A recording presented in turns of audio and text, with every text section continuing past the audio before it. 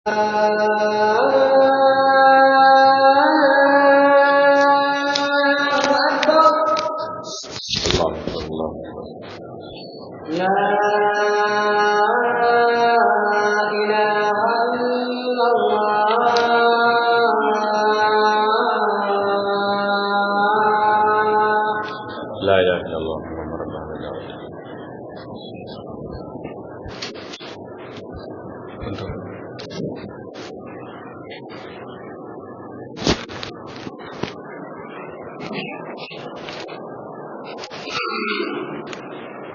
الحمد لله نحمده ونستعينه ونستغفره ونؤمن به ونتوكل عليه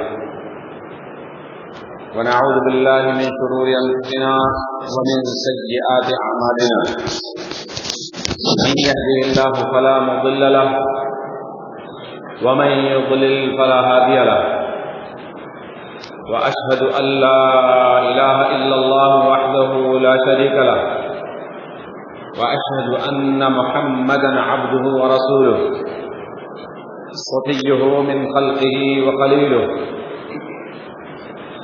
بلغ الرسالة وأدى الأمانة ونصح لهذه الأمة حتى كشف الغمة وجاهد في الله حق جهاده وتركنا على المحجة البيضاء ليلها كنهارها لا يزيغ عنها إلا هالك من يطع الله ورسوله فقد رشد ومن يعص الله ورسوله فإنه لا يضر إلا نفسه ولا يضر الله تعالى شيئا أعوذ بالله من الشيطان الرجيم بسم الله الرحمن الرحيم يا أيها الذين آمنوا اتقوا الله حق تقاته ولا تموتن إلا وأنتم مسلمون يا أيها الناس اتقوا ربكم الذي خلقكم من نفس واحدة وخلق منها زوجها وبث منهما رجالا كثيرا ونساء واتقوا الله الذي تساءلون به والأرحام إن الله كان عليكم رقيبا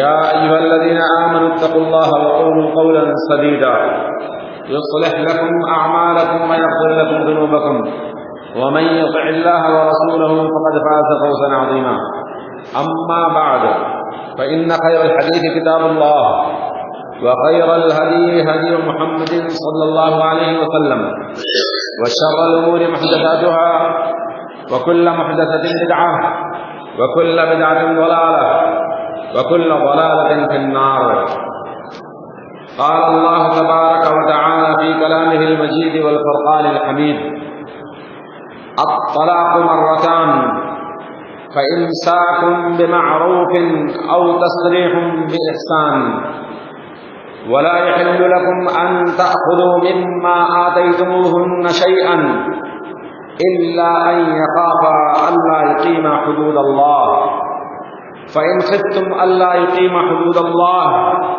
فلا جناح عليهما فيما افتدت به تلك حدود الله فلا تعتدوها ومن يتعد حدود الله فأولئك هم الظالمون. تمام تعریفیں اس خالق اور مالک کے لیے ہیں جس نے اس کائنات کو ہم سب کے لیے پیدا فرمایا ہے اور ہم تمام انسانوں اور جناتوں کو اپنی عبادت کے لیے پیدا فرمایا ہے. لاکھوں کروڑوں درود و سلام ہوں اس ذات مقدسہ اور مطہرہ پر جن کا نام نامی اسم گرامی محمد الرسول اللہ صلی اللہ علیہ وسلم ہے، جن کے ذریعے سے یہ شریعت مطہرہ ہم سب کو نصیب ہوئی ہے. حضرات، آج کے خطبے میں آیت مبارکہ سورہ بقرہ کی 229 سیقول کے پارے کے اندر یہ آیت موجود ہے، اور یہ آیت مبارکہ دین کے ایک بہت مسئلے کی گہرائی کے ساتھ میں وضاحت فرماتی ہے، اور وہ مسئلہ ہے ہماری زندگی سے وابستہ ہم جس معاشرے میں رہتے ہیں، جس سماج میں رہتے ہیں، اس میں یہ چیزیں واقع ہوتی رہتی ہیں۔ لہذا جہاں دین کی تمام باتوں کا جاننا ہمارے لیے ضروری ہے، وہاں پر اس مسئلے کو بھی جاننا بہت ضروری ہے، اور جاننا اس لیے بھی ضروری ہے کہ اس مسئلے میں کافی اختلاف پایا جاتا ہے امت مسلمہ کے اندر۔ لوگوں کی مختلف رائے قائم ہو جاتی ہیں، اور اس کی دو وجہ ہیں۔ ایک تو انسان یا تو علم کی کمی کی وجہ سے اس کی رائے مختلف ہو جاتی ہے، یا تو علم پورا ہوتا ہے لیکن اس کی ذاتی اپنی آئیڈیالوجی، اپنی انا، اپنی ہٹ دھرمی، اپنی شہرت، اپنی مقبولیت، ان تمام چیزوں کو سامنے رکھتے ہوئے وہ اپنی رائے کو مختلف کر لیتا ہے۔ جبکہ ہم جانتے ہیں کہ اللہ کا قرآن، محمد کا فرمان صلی اللہ علیہ وسلم، یہ دو چیزیں ساری کائنات کے انسانوں کے لیے رہنمائی ہیں، ساری دنیا میں بسنے والے انسانوں کے لیے ہدایت ہے۔ اگر کوئی انسان قرآن کو پڑھے اور اس کو سمجھے، اور محمد کے فرمان کو پڑھے اور اس کو سمجھے، میرا یہ دعویٰ ہے، میرا یہ چیلنج ہے ساری دنیا کے لوگوں کو کہ وہ شخص کبھی گمراہ نہیں ہو سکتا۔ جس نے اللہ کے قرآن کو پڑھا وہ کبھی گمراہ نہیں ہو سکتا، جس نے محمد کے فرمان کو پڑھا وہ کبھی گمراہ نہیں ہو سکتا۔ اور یہ بات میں اپنی طرف سے نہیں کہہ رہا ہوں، اس کے بارے میں سنن ابن ماجہ کے اندر نبی محترم صلی اللہ علیہ وسلم نے فرمایا ہے، ترکت فیکم امرین، میں تمہارے درمیان میں دو چیزیں چھوڑ کے جا رہا ہوں۔ ایک دوسری حدیث میں آیا ہے، ترکت فیکم شیئین، میں تمہارے درمیان میں دو چیزوں کو چھوڑ کر جا رہا ہوں، اور وہ دو چیزیں، ایک اللہ کا قرآن اور دوسرا محمد کا فرمان۔ اللہ کے نبی صلی اللہ علیہ وسلم نے فرمایا، ترکت فیکم امرین لن تضلوا ما تمسکتم بہما، وہ دو چیزیں جو میں تمہارے درمیان میں چھوڑ کر جا رہا ہوں، اگر تم نے ان دونوں چیزوں کو مضبوطی کے ساتھ میں پکڑ لیا، لن تضلوا، تم ہرگز کبھی گمراہ نہیں ہو سکتے۔ اس لیے میں نے یہ بات کہی ہے کہ اللہ کا قرآن پڑھنے والا، محمد کا فرمان پڑھنے والا کبھی گمراہ نہیں ہو سکتا، نہ خود گمراہ ہوگا اور نہ کبھی کسی کو گمراہ ہونے دے گا۔ اللہ کے نبی صلی اللہ علیہ وسلم نے ایک اور وضاحت فرما دی، ترکت فیکم شیئین لن تضلوا ما تمسکتم بہما کتاب اللہ و سنت رسولہ، ایک اللہ کی کتاب قرآن کریم اور دوسرے نبی کریم صلی اللہ علیہ وسلم کی سنت، یہ دو چیزیں پکڑ لو، ان دو چیزوں کو اپنا لو، ان دو چیزوں پر عمل کر لو، کبھی تم گمراہ نہیں ہو سکتے ہو، اور دنیا کی کوئی طاقت تم سے ٹکرانے کے بعد میں اس روئے زمین پر باقی نہیں رہ سکتی۔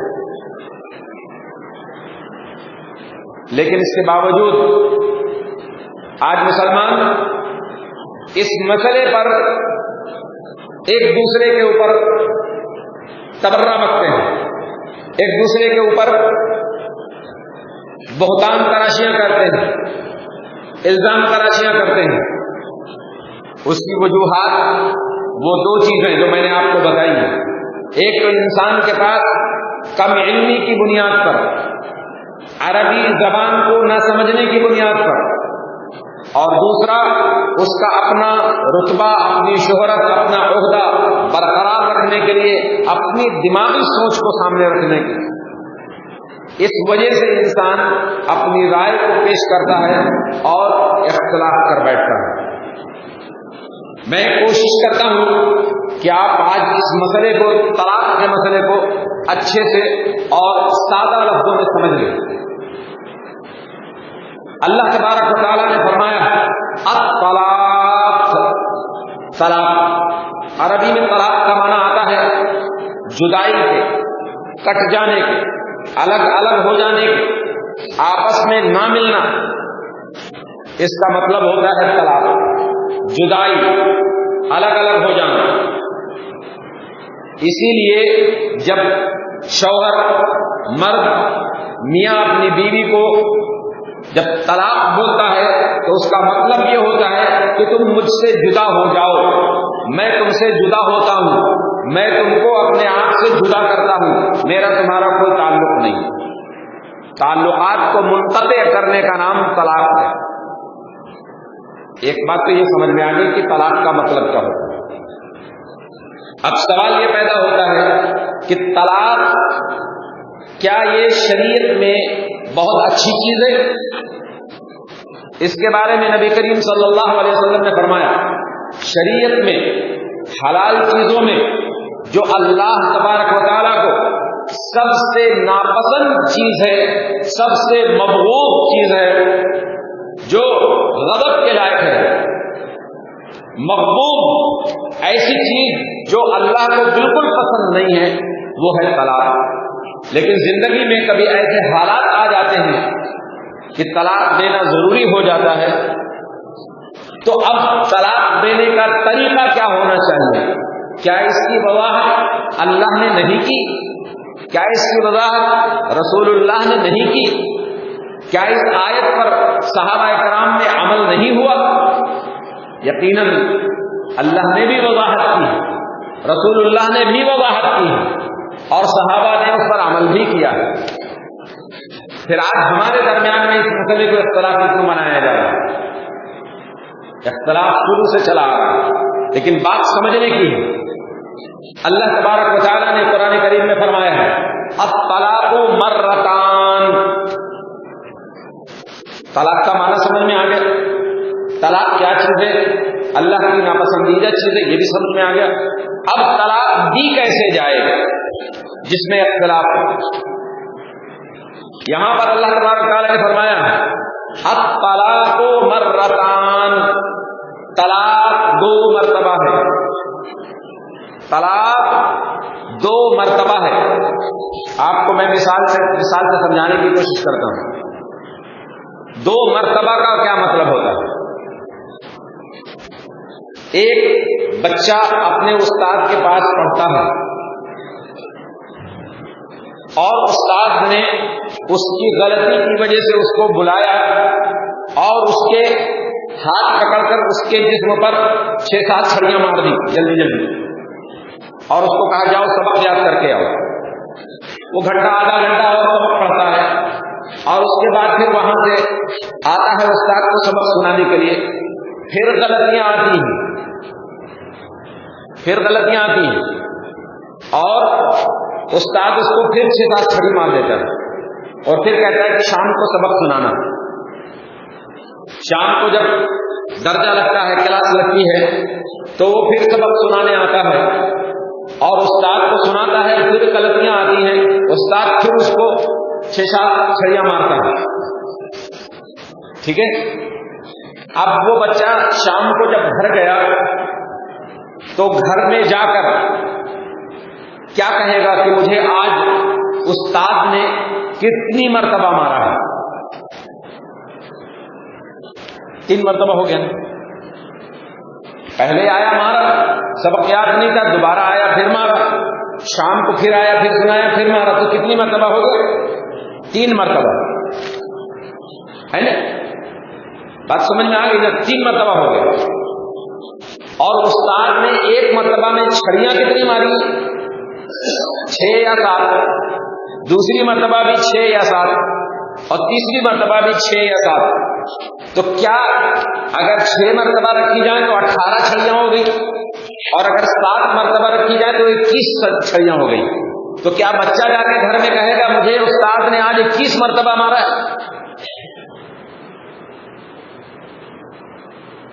بچہ جب گھر جائے گا تو استاد سے کیا کہے گا کہ آج مجھے ہمارے استاد نے، حافظ جی نے یا عالم صاحب نے یا ہمارے ٹیچر نے ہمیں 21 مرتبہ مارا ہے، ایسا کہے گا کیا؟ اگر ماں باپ اس سے پوچھتے بیٹا کیا ہوا آج تم کو مار پڑی کیا، کتنی مرتبہ مار کھائے، تو وہ یہ نہیں کہے گا کہ میں 21 مرتبہ مار کھا کے آیا ہوں یا 18 مرتبہ مار کھا کے آیا ہوں، بلکہ وہ کہے گا کہ ہمیں 3 مرتبہ مار کھا۔ کیوں؟ ایک مرتبہ مارا پھر وقفہ دے دیا، پھر دوسری مرتبہ مارا پھر وقفہ دے دیا، اور پھر تیسری مرتبہ شام کو مارا۔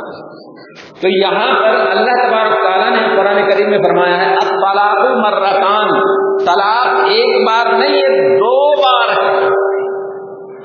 بہت واضح کر کے میں بتانا چاہتا ہوں آپ کو، طلاق 2 بار ہے۔ اچھا جب 2 بار ہے تو ایک مرتبہ میں کیسے ہو جائے گی؟ طلاق جب اللہ تعالیٰ نے مقرر کی ہے 2 مرتبہ تو ایک بار میں کیسے ہو جائے گی؟ اور کیا رسول اللہ صلی اللہ علیہ وسلم کے زمانے میں کبھی ایسا ہوا ہے کہ ایک ہی مجلس میں 3 طلاقوں کو 3 مانا گیا ہو؟ نہیں، کوئی دلیل ایسی موجود نہیں ہے۔ تو طلاق 2 مرتبہ ہے، یعنی عورت کو ایک مرتبہ طلاق دی جائے گی اور پھر اس کو رکھا جائے گا، پھر اس کو دوسری طلاق دی جائے گی، پھر اس کو رکھا جائے گا، پھر تیسری طلاق دی جائے گی۔ اب تیسری طلاق جو ہے اللہ تبارک و تعالیٰ نے اس سماج کو، اس معاشرے کو بہترین طریقے سے بنانے کے لیے اللہ تبارک و تعالیٰ نے ایک سسٹم دیا ہے اور 3 آپ کو چانس دیے ہیں، 3 چانس دیے۔ وہ چانس کیا ہے؟ ایک طلاق، ایک طہر میں، طہر جس کو کہتے ہیں پاکی کو، ایک حیض سے دوسرے حیض کے درمیان میں، اس کے درمیان میں۔ اور سب سے بہترین طریقہ جو قرآن کریم میں اللہ تبارک تعالیٰ نے آیت نمبر 229 سورہ بقرہ سیکول کے بارے میں، یہ آیت اپنے گھروں میں جا کے پڑھیے گا، جن کے کانوں میں یہ آواز جاتی ہے وہ اپنے کانوں کو درست کر کے اس کو اچھے سے سمجھے۔ آیت نمبر 229 سیکول کا پارہ ہے۔ خاموش بیٹھو، الگ الگ بیٹھو، پڑھو، دور دور بیٹھو۔ 229 نمبر کی آیت۔ طلاق 2 مرتبہ ہے، ایک مرتبہ میں طلاق ہوتی ہی نہیں ہے۔ ہمارے وہاں معاشرے میں کیا چلایا جا رہا ہے کہ اگر کسی کی کوئی بیوی سے انبن ہو گئی تو اس نے فوراً کہہ دیا طلاق طلاق طلاق۔ اب کیا ہوا مولوی صاحب، اب مولوی صاحب کا دروازہ پکڑا گیا، مولوی صاحب کے پاس پہنچے، مولوی صاحب ایسی سی بات ہے، وہ ہم بہت غصے میں تھے اور غصے میں آ کے ہم نے طلاق طلاق بول دیا، حالانکہ ہمارا ارادہ ایسا نہیں تھا۔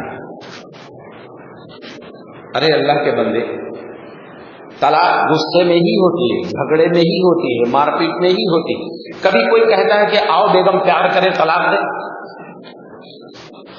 کبھی سنا ہے کسی نے کہا ہو کہ آؤ بیگم پیار سے طلاق دے؟ کبھی پیار میں طلاق ہوتی ہے کیا؟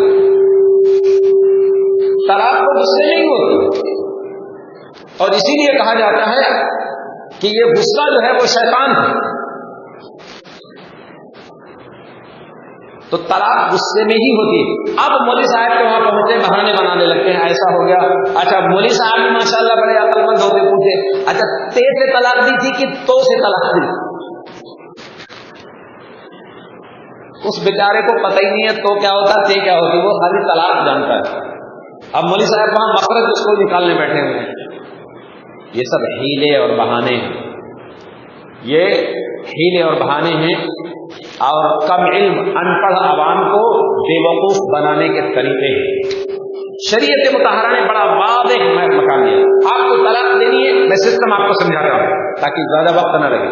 طلاق دینے کا سسٹم کیا ہے؟ عورت آج غسل کر لے، پاک ہو جائے، پہلے تو یہ وہ دن ماہواری کے جو دن ہوتے ہیں ایام حیض جن کو کہا جاتا ہے، ان دنوں میں عورت کو طلاق دینا جائز نہیں ہے۔ نمبر 1 بات سمجھیے گا، ایام حیض میں عورت کو طلاق دینا جائز نہیں ہے۔ پھر کب جائز ہے؟ جب وہ غسل کر لے، پاک ہو جائے، ان دنوں میں۔ اور طلاق تب تک دی جا سکتی ہے جس دن اس نے غسل کیا ہے، پاکی حاصل کی ہے، اب دوسرے حیض آنے تک کی اس کو اس درمیان میں طلاق دی جا سکتی ہے، ایک طلاق، کیونکہ 2 مرتبہ ہے نا۔ 2 مرتبہ طلاق دینے کے بعد میں اگر آپ رجوع کرنا چاہتے ہیں تو رجوع کر سکتے ہیں عدت کے اندر بغیر نکاح کے. لیکن اگر عدت گزر گئی ہے اور آپ بیوی سے رجوع کرنا چاہتے ہیں تو 2 طلاق تک 2 چانس آپ کے ہیں. ان 2 چانسوں میں آپ رجوع کر سکتے ہیں عدت گزرنے سے پہلے بغیر نکاح کے, اور عدت گزرنے کے بعد میں نکاح کرنا پڑے گا, نکاح تجدید ہوگا. ہمارے وہاں یہ چیز سمجھائی نہیں جاتی کہ طلاق 2 مرتبہ ہے, اس کا کیا مطلب ہے. اللہ تبارک تعالیٰ نے اگلے جملے سے اس کا مطلب بھی واضح کر دیا. وہ کیا مطلب ہے؟ فَإِمْسَاكُمْ بِمَعْرُوفٍ, تم نے ایک طلاق دی, نہیں رکھنا ہے, عدت گزر جانے دو, اس کو حیض آ جانے دو. نہیں رکھنا ہے, دوسرے مہینے میں اس کو دوسری طلاق دے دو. ٹھیک. اب طلاق رجعی جس کو کہتے ہیں, طلاق کی اقسام بہت قسمیں ہیں.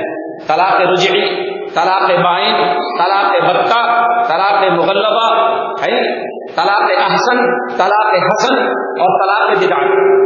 کتنی طلاقیں ہوگی؟ اور بہت سی ہیں, لعان اور ظہار, یہ بہت سی چیزیں آتی ہیں.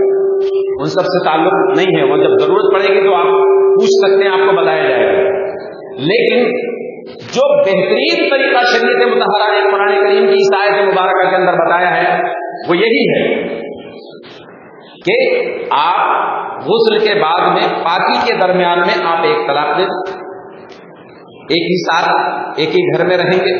اگر آپ کے حالات سدھر جاتے ہیں, آپ لوگ سمجھتے ہیں کہ ہاں ہم سے غلطی ہوئی, تو آپ غلطی کی سدھار کر لیں اور بیوی سے رجوع کر لیں, مسئلہ حل ہو گیا. لیکن 3 چانس جو اللہ تعالیٰ نے آپ کو دیے تھے اس میں سے ایک آپ نے ضائع کر دیا, اب آپ کے پاس 2 چانس بچے. ایک طلاق ہو گئی ہے لیکن ابھی آپ کی بیوی ہے. دوسری طلاق اللہ تبارک تعالیٰ نے فرمایا کیا, اس کو غسل کے بعد میں دوسری طلاق. اگر آپ کو رکھنا ہے تو رجوع کرنا, نہیں رکھنا تو دوسری طلاق دینا ہے. ابھی آپ کے پاس یہ بھی طلاق رجعی اور طلاق رجعی ثانی دوسری یہ باقی ہے. اگر آپ نے دوسرے میں بھی طلاق دے دی ہے اور رجوع نہیں کیا ہے تو اب تیسری طلاق اس کو ہو جائے گی, اور تصریح کے احسان کے ذریعے سے آپ اس کو بہترین اچھے بھلے طریقے سے اس کو آزاد کر دیں, چھوڑ دیں. اب عقل سے یہاں پہ سوچو کہ کیا اللہ تبارک و تعالیٰ نے جو نظام امت مسلمہ کو دیا ہے, پوری کائنات میں کسی مذہب میں یہ نظام پایا جاتا ہے؟ طلاق ایک حیض تک آپ کو فرصت دی ہے حالات کو سدھارنے کی, بچوں کی زندگی نہ خراب ہو, خاندان نہ بگڑے, گھر نہ بگڑے, معاشرہ نہ بگڑے. پھر دوسرا مہینہ, یعنی 90 دن تک آپ کو سدھرنے کا موقع دیا گیا ہے. 3 چانس دیے, آپ نے 2 ضائع کر دیا, آپ کا آخری باقی. اگر آپ نے یہ بھی ضائع کر دیا تو ختم. اب آپ کا نکاح, آپ کی بیوی آپ کے ساتھ نہیں رہ سکتی, ایک گھر میں نہیں رہ سکتی, آپ اس کو دیکھ نہیں سکتے, وہ آپ کو دیکھ نہیں سکتے. اس کو بولتے ہیں یہ ہے شریعت. ہمارے وہاں ایک مجلس میں 3 مرتبہ کہہ دیا طلاق طلاق طلاق. اب کیا کرو گے؟ اب مولوی صاحب کا کیا دیتے, اب حلالہ کرو. کیا کرو؟ حلالہ کرو. حلالے کے لیے کیا ہے؟ سوچو ذرا, غور کرو اور خود پہ اس کو اپنے آپ پہ غور کرو. اگر آپ کی ماں ہو, آپ کی بہن ہو, آپ کی بیٹی ہو, آپ کی خالہ ہو, آپ کی پھوپھی ہو, اور آپ کو کسی سے حلالہ کروانا پڑے, کبھی آپ اس سے آنکھ ملا پائیں گے اس مرد سے؟ سوچو, یہ اسلام ہے. حلالے کے لیے راضی ہوں گے, لیکن مولوی کہتا ہے حلالہ کرو. اب پریشان انسان ہے, کیا کرے؟ حلالے کے لیے پوچھتا, پھر ارے کوئی شریف آدمی ڈھونڈ لو. تو شریف آدمی ڈھونڈنے کے لیے وہ کہاں جائے؟ اخبار میں چھاپے کہ ایک شریف آدمی کی تلاش ہے. کیا کرے گا؟ تو مولوی صاحب کہتے ہیں ہم سے شریف آدمی کہاں ہے؟ پھر مولوی صاحب ایسے ہاتھ کہتے ہیں ہم بھی تو شریف آدمی. شرافت کے کیا کہنے ہیں مولوی صاحب, ہم تو اس خدمت کے لیے حاضر ہیں. اگلے خطبے میں انشاءاللہ اگلا جمعہ جو آئے گا اس میں آپ کو ایسے ایسے اس ہندوستان کے کارنامے سنائیں گے. ایک مولوی نے 367 عورتوں کے ساتھ حلالے کیے. حلالے سینٹر بنے ہوئے ہیں. یہ بے غیرتی ہے, بے شرمی ہے, بے حیائی ہے, یہ اسلام نہیں ہے. اسلام ہمارا بڑا صاف اور شفاف ہے. دین بڑا پاکیزہ ہے, صاف ستھرا ہے, اس کو مولویوں نے گندا کر دیا ہے، اس کو ایسا گندا کیا ہے کہ آج یہ پاکھنڈی قسم کے لوگ، گائے کا منہ پینے والے لوگ ہمارے مذہب پہ انگلیاں اٹھانے لگے۔ 3 طلاق کا مسئلہ چل رہا نا، سنا نہیں آپ لوگوں نے؟ اخبارات نہیں دیکھتے، ٹی وی نہیں دیکھتے، ٹی وی پہ ڈیبیٹ چلتا ہے کافی دن تک، اور سنسد کے اندر قانون بننے پہنچ جاتا ہے کہ مسلمانوں کے وہاں عورتوں پہ ظلم ہوتا ہے کہ وہ تین طلاق کو طلاق بول کر طلاق دے دیتے ہیں، پھر اس کا ذمہ دار کون ہے؟ یہ سسٹم شریعت میں ہے ہی نہیں ہے۔ یہ طریقہ کار ایک مجلس میں 3 طلاق بولنے کی اجازت ہی نہیں، آپ صرف 1 مہینے میں 1 دے سکتے ہیں۔ اچھا آپ بتائیے، نماز کتنے وقت کی فرض ہے؟ 5 وقت ہے نا، فجر، ظہر، عصر، مغرب، عشاء۔ اچھا یہ ساری کی ساری نمازیں، ابھی جمعہ ہے نا، رات ظہر نہیں ہے، تو ابھی کوئی آدمی یہ کہے کہ ظہر تو ہم نے پڑھی نہیں ہے، 9-10 بجے پڑھی ہوگی، اگر پڑھی ہوگی نہیں تو ابھی آئے ہیں مسجد میں تو قضا پڑھی ہوگی، اب جمعہ ہم پڑھ رہے ہیں تو ایسا کرتے ہیں جمعہ بھی پڑھ لیں، عصر بھی پڑھ لیں، مغرب بھی پڑھ لیں، ہو جائے گی نماز، ہو جائے گی۔ اگر کوئی آدمی ابھی جمعہ پڑھے اور اس کے بعد عصر پڑھے اور اس کے بعد مغرب پڑھے، ترتیب سے پڑھے، کیونکہ جمعے کے بعد میں عصر آئے گی، عصر کے بعد مغرب آئے گی، اور کوئی آدمی یہ کہے کہ ظہر، جمعہ، عصر، مغرب ہم تینوں ایک ساتھ پڑھ لیں، ہو جائے گی نماز؟ نہیں ہوگی نا۔ کیوں نہیں ہوگی؟ پڑھی تو ہے اس نے، بھائی پڑھنے والے نے پڑھی ہے تو ہوگی کیوں نہیں؟ سوچو، پڑھنے والے نے پڑھی ہے تو ہوگی کیوں نہیں؟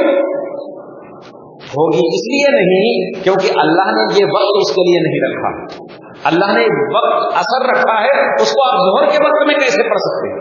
اور جو عصر کا وقت ہے اس میں مغرب کیسے پڑھ سکتے ہیں؟ آپ کو الگ ہی الگ پڑھنا پڑے گا۔ جمعے کے دن جمعہ پڑھنا پڑے گا، ظہر کے دن ظہر پڑھنا پڑے گی، عصر میں عصر پڑھنا پڑے گی، مغرب میں مغرب پڑھنا پڑے گی۔ اور اگر آپ چاہتے ہیں کہ عصر اور ظہر اور مغرب ملا کے تینوں ایک ہی وقت میں پڑھ لیں، ہو جائے نماز؟ ہو جائے گی؟ نہیں ہوگی، کیونکہ یہ اللہ نے قانون بنایا ہے، اللہ نے وقت مقرر کیا ہے۔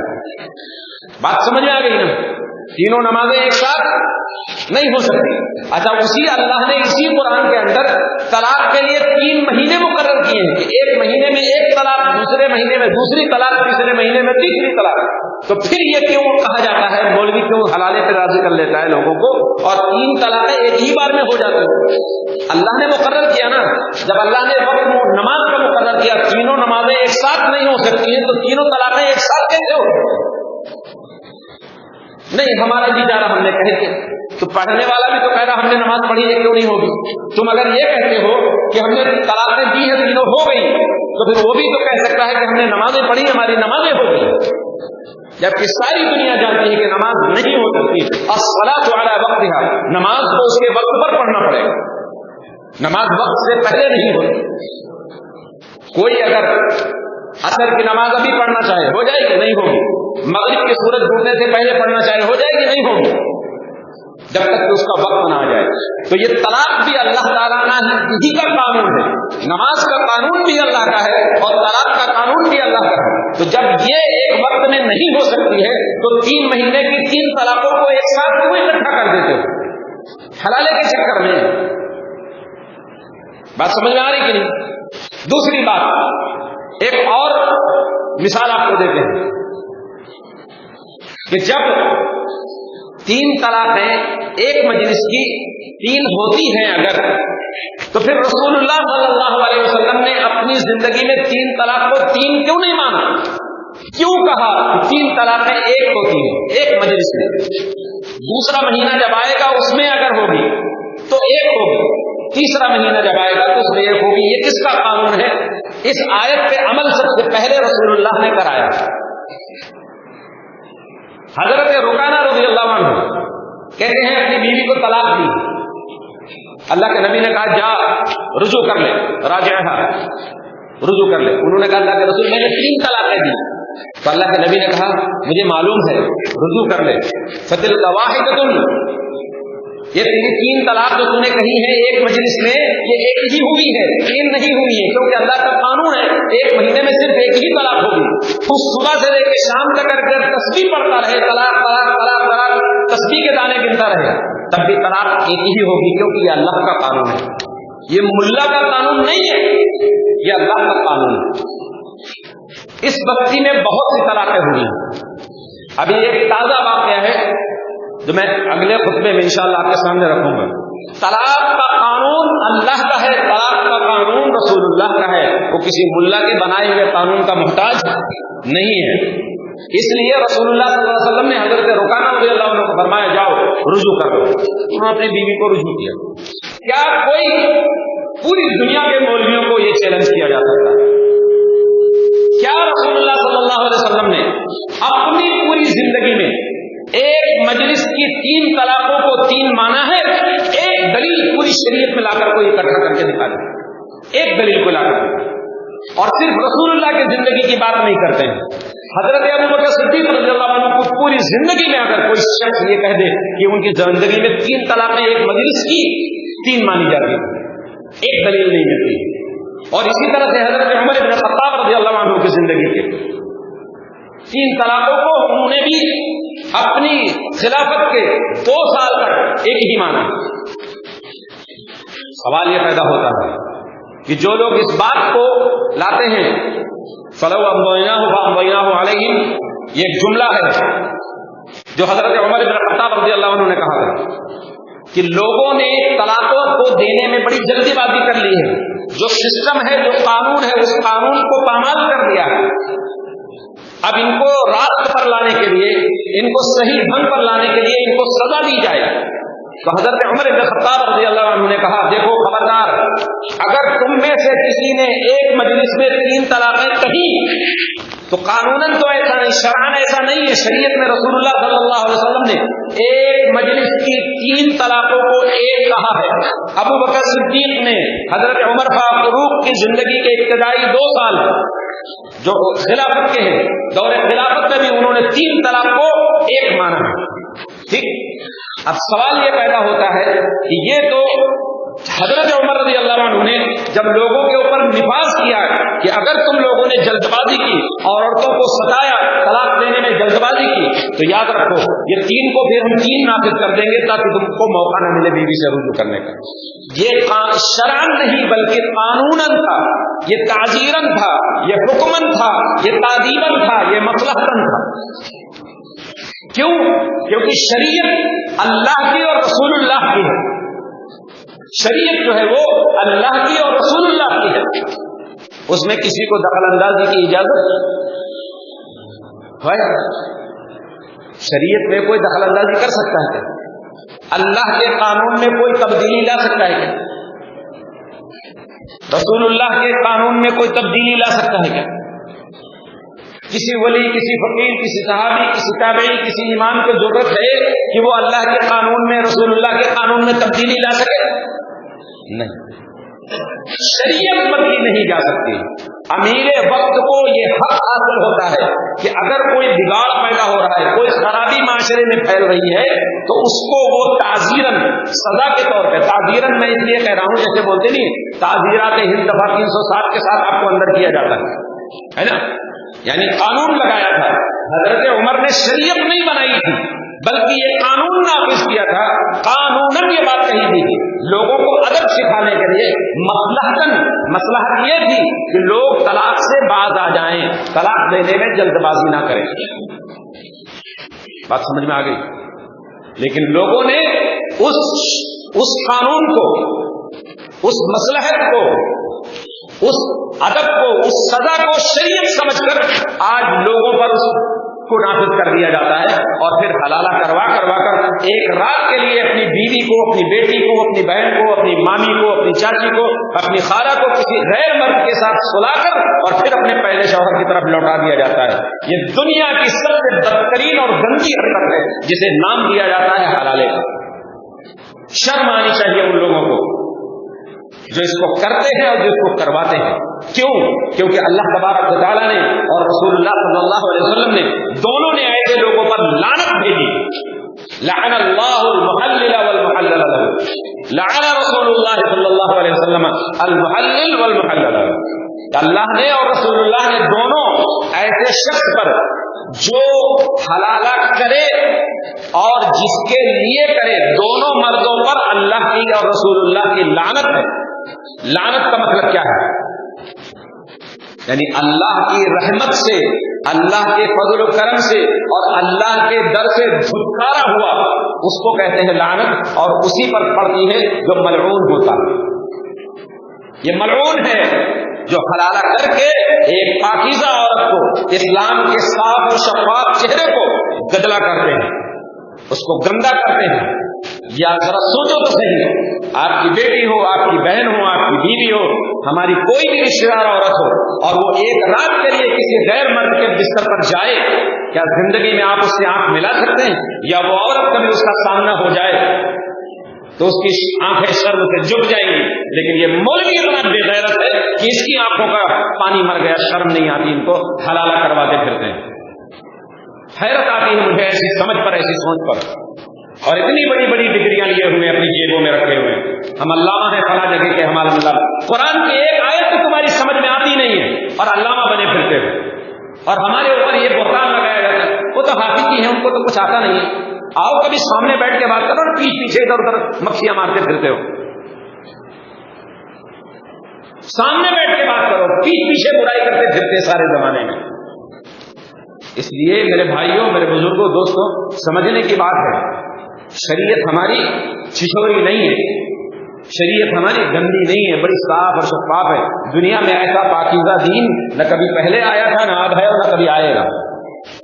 یہ آخری شریعت ہے جو ساری انسانیت کے لیے عزت، عفت، سلامتی، پیار، محبت، اتحاد، بھائی چارہ، اخوت، ساری چیزوں کو اپنے اندر سمائے ہوئے. اس لیے اس کو جو لوگ گندا کر رہے ہیں، کل قیامت کے دن وہ حلالہ کرنے والے لعنتی، اللہ کی بھی لعنت ان کے چہروں پر ہوگی اور رسول اللہ کی بھی لعنت ان کے چہروں پر ہوگی جو حلالہ کرتے ہیں اور حلالہ کرواتے ہیں. اللہ ہم سب کو محفوظ رکھے، شریعت مطہرہ کی حفاظت کرنے والا بنائے. آمین یا رب العالمین. اقول قولی ھذا واستغفر اللہ لی ولکم ولسائر المسلمین من کل ذنب فاستغفروہ انہ هو الغفور الرحیم.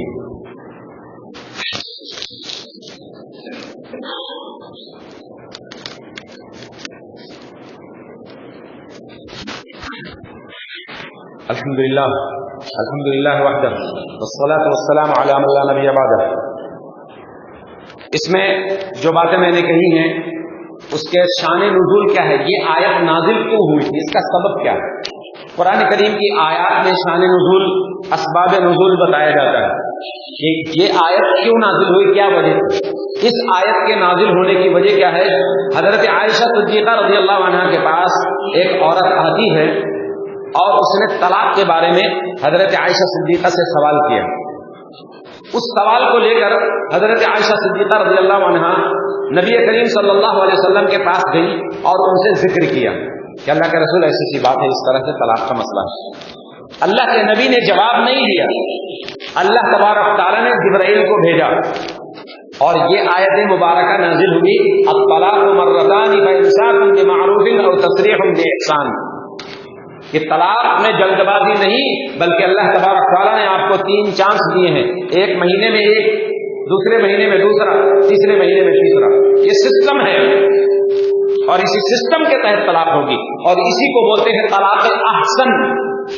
ایک ہوتی ہے طلاق حسن، ایک ہے طلاق احسن، اور ایک ہے طلاق بدعت جو ہمارے یہاں چل رہی ہے. یہ طلاق بدعت ہے جو ایک ہی بار میں طلاق طلاق طلاق ٹھائیں ٹھائیں ٹھائیں کر کے تینوں کو لیے چلا دیا. اب مولوی صاحب کے پاس پہنچتے ہیں تو مولوی کیا کرے گا؟ شریعت کو بدل دے گا. اس لیے ضرورت ہے کہ شریعت کو سمجھنے کے لیے اللہ کا قرآن پڑھا جائے اور محمد کا فرمان پڑھا جائے. یہ آج کا جو خطبہ ہے یہ آدھا ہے، آدھا خطبہ انشاءاللہ اگلے جمعے کو ہوگا. یہاں پر ایک گاؤں ہے ٹکری، سب جانتے ہوں گے، جانتے ہیں نا، سب جانتے ہیں. ٹکری میں ان کو ہم نہیں جانتے تھے اس واقعے سے پہلے، انہوں نے اپنی بیوی کو طلاق دے دی. منا نام ہے ان کا، حافظ قرآن ہے. اپنی بیوی کو طلاق دی اور ان کی بیوی کے پیٹ میں حمل تھا. طلاق دے دی جیسے یہاں عام طور سے ہوتا ہے طلاق طلاق طلاق. اب بیوی کے بچہ ہے، اب وہ کیسے رہے گا، یہ کیسے رہے گی، اس کا خرچہ کون اٹھائے گا، کہاں رہے گی، ہمارے ساتھ رہے گی کہیں اور رہے گی، ایسے ذکر کرتے کرتے ان کو منا بھائی کو کہیں امرکنڈے کے ایک صاحب ہیں، انہوں نے بتایا کہ اس کا صحیح حل اگر آپ کو چاہیے تو آپ جا کے حافظ کمال صاحب سے ملیں۔ وہ رات کو میرے گھر آئے، آنے کے بعد میں انہوں نے پورا طریقہ بتایا، ان کو میں نے تفسیر ابن کثیر اٹھائی، میرے پاس الحمدللہ بہت سی تفسیریں رکھی ہوئی، تفسیر ابن کثیر آسان ہے، میں نے ان کے سامنے رکھ دی، میں نے کہا یہ آپ پڑھ لیجئے، آیت نمبر 232 ہے، اس میں پڑھ لیجئے۔ انہوں نے بیٹھ کر وہیں پر پڑھا اس کو، اور پڑھنے کے بعد میں انہوں نے کہا بھائی میری بات میری تو سمجھ میں آ گئی، قرآن تو بہت صاف بتا رہا ہے کہ طلاق 3 مرتبہ ہوتی ہے، 1 مرتبہ میں ہوتی نہیں، سمجھ میں آ گئی۔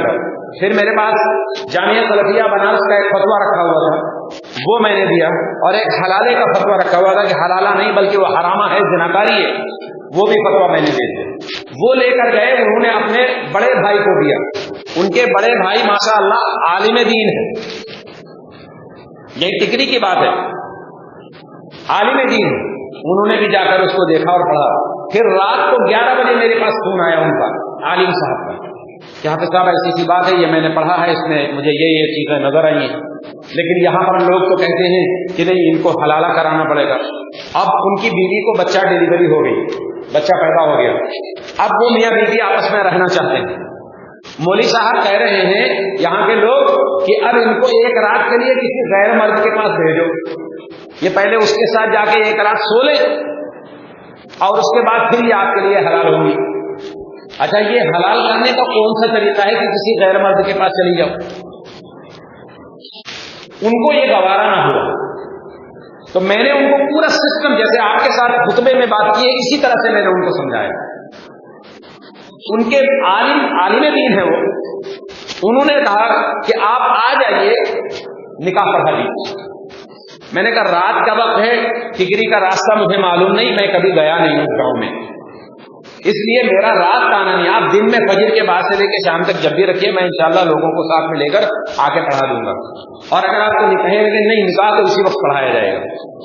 تو میں نے ان کا پورا بتایا، میں نے کہا آپ عالم دین ہیں، آپ عالم دین ہیں، آپ اپنی مرضی سے نکاح پڑھا دیجیے، نکاح کا یہ طریقہ ہے، وہی ایجاب و قبول، 2 گواہ، 1 وکیل اور 1 قاضی، آپ بن جائیے، نکاح ہو جائے گا، حق مہر طے کر لیجیے، وضع حمل کے بعد میں وہ نکاح ہو جاتا ہے۔ نکاح کر لیا، منا بھائی کا گھر بس گیا، ان کا بچہ ان کی گود میں آ گیا، بیوی ان کے پاس آ گئی، جو قرآن کا سسٹم ہے وہ ان کو سمجھ میں آ گیا۔ اب وہ مولوی جو حلالے کے چکر میں تھے، ان کے دماغوں میں شیطان گونجنے لگا، اب وہ ارے تمہارے گھر کا پانی حرام ہے، تمہارے ہاتھ کا تو کھانا بھی چھونا حرام ہے، تم نے تو یہ کر دیا، تمہارا بچہ پیدا ہوگا اس کو حرام زادہ کہا جائے گا، تم نے مطلب یہ کہ وہ شریعت سے بالکل باہر کر دیا گیا۔ شریعت پر عمل کرنے کا نتیجہ یہ ملا کہ ان کو شریعت سے باہر سمجھا گیا، ان کے ساتھ ظلم ہو رہا۔ وہاں پر ان کے گاؤں میں کوئی ایک اور حافظ صاحب تھے، ان کو پتا چلا تو انہوں نے کچھ کرسی کے مولویوں کو جا کے بتایا، کرسی کے ڈھونگی مولوی، میں کھلے لفظ میں بات کرتا ہوں، میں کائنات میں کسی سے ڈرنے والا نہیں، کہ سارے ملا مل کر بھی میرا بال باقا نہیں کر سکتے۔ کچھ ڈھونگی مولویوں نے اپنی مسجدوں میں ممبروں پہ کھڑے ہو کے تقریر کرنا شروع کی کہ یہ تو بہت غلط بات ہے، وہ تو حلالہ کرانا چاہیے، 1 رات کسی اور کے پاس کھلانا چاہیے۔ مجھے خبر ملی تو میں نے کہا اس سے کہو اپنی بیوی کو طلاق دے اور کسی اور کے پاس کھلا دے، پھر لے لے واپس، راضی ہوگا؟ پھر نہیں راضی ہوگا، پھر تو حافظ کمال کے پاس آئیں گے۔ اور میں نے اس بستی میں الحمدللہ کم سے کم 5 نکاح ایسے پڑھائے ہیں جو حلالے سے بچا لیے، اس بستی کی بات کر رہا ہوں، 5 نکاح ایسے جو نکاح ہوئے، طلاق ہوئی اور حلالے سے بچا کر ان کو الحمدللہ ان کا گھر آباد ہے۔ ایک نکاح جس مولوی نے مجھ پر یہ کہا کہ یہ غلط ہے اور یہ گناہ ہے، یہ ہے، دنیا بھر کے الزامات لگائے ممبر پر کھڑے ہو کر، اسی مولوی نے ایک نکاح اور تھا جو مجھے پڑھانا تھا، 2 سال تک اس کی بیوی طلاق کے بعد میں اپنے گھر رہی، نام نہیں بتائیں گے لیکن ہے یہی کا اپنی کرسی کا معاملہ۔ 2 سال تک بیوی الگ رہی، میاں الگ رہا، طلاق ہو گئی، ختم ہو گئی، سارے علاقوں سے فتوے آ گئے یہاں طلاق ہو گئی، ٹھیک۔ مجھ سے کنٹیکٹ کیا گیا، مجھے بتایا گیا میں نے ان کو پورا سسٹم لا کے سامنے رکھ دیا. ان کے بھائی نے مجھ سے کنٹیکٹ کیا, ان کو بھی میں نے سمجھایا. کہنے کے بعد تو سیدھی سے میں نے کہا چلے جائیے, جامعہ سلفیہ بنارس بہت دور نہیں ہے, چلے جائیے, شام کو جائیے, صبح واپس آ جائیے. تو انہوں نے کہا وہاں جانے کی ضرورت نہیں, یہی چیز تو وہاں ملے گی جو آپ نے دی. میں نے کہا بس آپ اس کو سمجھ لیجیے. اب یہ ہوا کہ اس کا میاں بیوی کا نکاح پڑھا دیا جائے. نیا تجدید نکاح کو بولتے ہیں, یعنی رینیول جس کو بولتے ہیں نا, وہ ایک چیز ختم ہو جاتی ہے اس کو پھر سے رینیول کرنا. تو تجدید نکاح کے لیے مجھ سے کہا گیا کہ آپ کرا دیجیے. اسی مولوی کو پتہ چل گیا کہ وہ نکاح حافظ کمال صاحب پڑھانے جا رہے ہیں, تو وہاں فتنہ کھڑا کر دیا کہ نہیں رک جاؤ ذرا سا, ہم مشورہ کر لیں گے 12 بنکی سے.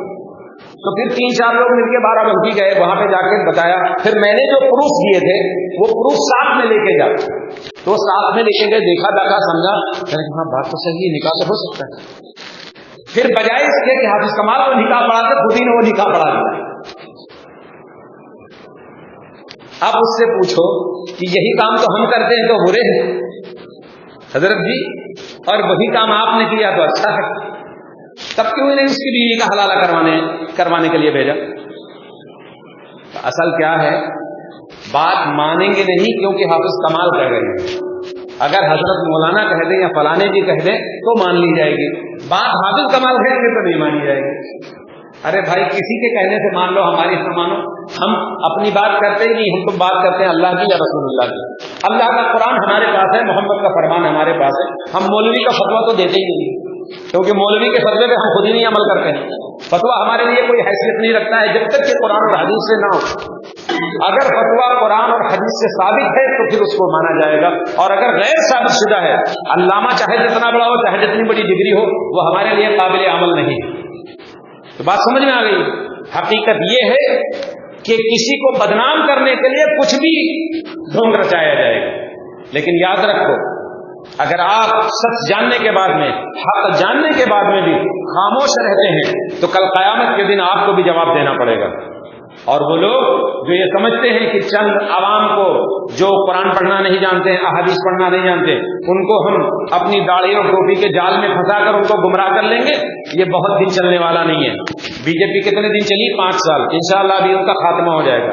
ایسے ہی یہ ڈھونگ رچانے والے, اگر میں یہاں کھڑا ہو کر ڈھونگ رچاتا ہوں تو یہ بھی زیادہ دن چلتا نہیں ہے, چند دن کی بات ہوتی.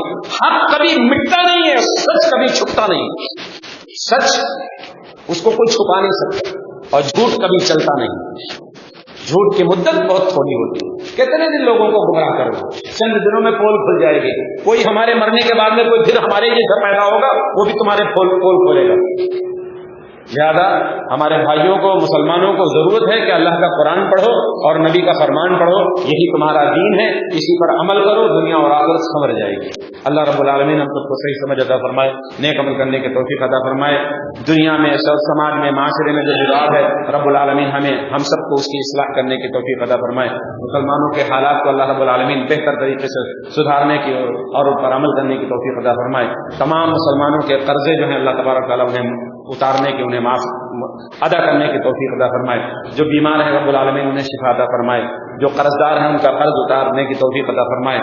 رب العالمین ہمارے جو حالات ہیں, جو ہم پریشانی اور مشکلات میں, خوف و حراس کی زندگی میں ہیں, رب العالمین ہم سب کو امن والا, بہادر اور نبی کریم صلی اللہ علیہ وسلم کا پکا سچا متبع بننے کی توفیق عطا فرمائے. آمین یا رب العالمین. ان اللہ امرکم بامرہ فبدأ بنفسہ وقال ان اللہ وملائکتہ یصلون علی النبی یا ایھا الذین آمنوا صلوا علیہ وسلموا تسلیما. اللهم صل علی محمد وعلى آل محمد كما صليت على ابراہیم وعلى آل ابراہیم انک حمید مجید. اللهم بارک علی محمد وعلى آل محمد كما بارکت علی ابراہیم وعلى آل ابراہیم انک حمید مجید. وصلوا علی اصحاب الکرام خصوصا علی ابو بکر وعمر وعثمان وعلی رضوان اللہ علیہم اجمعین وعلى سائر الصحابة والتابعين ومن تبعهم بإحسان إلى يوم الدين. اللهم أعز الإسلام والمسلمين, اللهم أعز الإسلام والمسلمين, اللهم أعز الإسلام والمسلمين وأذل الشرك والمشركين ودمر أعداءك أعداء الدين. اللهم حينا حياة السعداء وتوفنا وفاة الشهداء. اللهم تقبل منا إنك أنت السميع العليم وتب علينا إنك أنت التواب الرحيم. وصلى الله على نبينا محمد وعلى آله وصحبه أجمعين. إن الله يأمر بالعدل والإحسان وإيتاء ذي القربى وينهى عن الفحشاء والمنكر والبغي يعظكم لعلكم تذكرون. فاذكروا الله العلي العظيم يذكركم وادعوه يستجب لكم ولذكر الله تعالى أعلى وأولى وأعز وأجل وأتم وهم وأعظم وأكبر وأقم الصلاة.